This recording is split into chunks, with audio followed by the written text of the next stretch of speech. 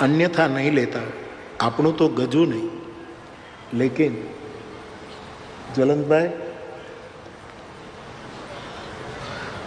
જે સમર્પિત હોય છે ગ્રંથને, એની સાથે પોથી વાત કરે છે, ગ્રંથ વાત કરે છે. એવા કેટલાય મહાપુરુષોના અનુભવ છે. કાયમ ન વાત કરે, પણ પોથી ક્યારેક વાત કરે, ક્યારેક ન કરે.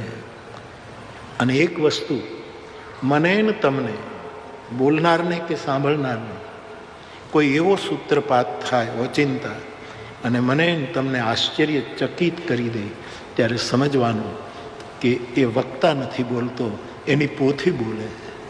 એ બિટવીન ધ લાઇન્સ, જેને ઋષિવાણી કહેવાય, જેને ગગનગીરા કહેવાય, એવી વાણી. તો પ્રકૃતિના તત્વો વાતો કરે.